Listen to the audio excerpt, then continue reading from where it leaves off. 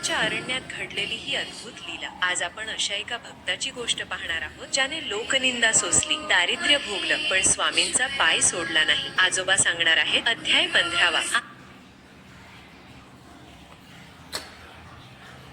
आजोबा, मी अक्कलकोटला येण्यापूर्वी मंगळवेढ्यात होते ना, तिथे लोक त्यांना वेडा का म्हणायचे? बाळा, देव जेव्हा साध्या माणसासारखा वागतो तेव्हा जगाला तो वेडाच वाटतो. स्वामी तिथे कुणाशी बोलायचे नाही, रानावनात फिरायचे. पण त्याच मंगळवेढ्यात बसप्पा तेली नावाचा एक गरीब माणूस राहायचा. बिचाऱ्याच्या घरी 18 विश्वे दारिद्र्य, पोटाला भाकरी मिळायची भ्रांत होती. एकदा तो जंगलात फिरत असताना त्याला स्वामींचे दर्शन झाले. स्वामी चक्क काट्यांच्या अंथरुणावर वर झोपले होते. स्वामी रंगीन होनिया, स्वामी मय झालो, स्वामी रंगीन होनिया, स्वामी मय झालो.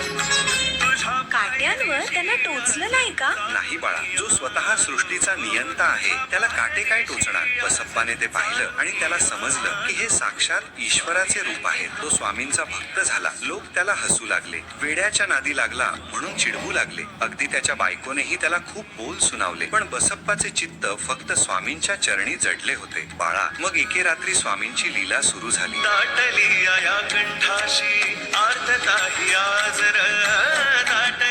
मध्यरात्रीच्या वेळी स्वामी घोर अरण्यात चालू लागले. मागे मागे बसप्पा, काळोख इतका की हातचे बोट दिसत नव्हते. हिंस्त्र श्वापदे ओरडत होती. अचानक स्वामी थांबले आणि संपूर्ण जंगल प्रकाशाने उजळून निघालं. पण तो प्रकाश दिव्यांचा नव्हता, तर हजारो विषारी सर्पांचा होता. चक्र हे जन्मोजन्मीचे, चक्र हे जन्मोजन्मीचे. सगळीकडे सर्पच सर्प, झाडावर, जमिनीवर, सगळीकडे. बसप्पा घाबरला, पण स्वामी धीर देत म्हणाले, भिऊ नकोस बसप्पा, तुला हवं तितकं घे, तुझं दैव उदयले आहे. बसप्पाने थरथरत्या हाताने आपलं उपरणं एका सर्पावर टाकलं आणि त्याला गुंडाळून घेतलं. बघता बघता ते सगळे सर्प आणि तो प्रकाश गायब झाला. मग त्या सर्पाचं काय झालं? त्याने बसप्पाला चावा नाही घेतला? हेच तर नवल आहे बाळा. स्वामींसोबत बसप्पा एका मंदिरात आला.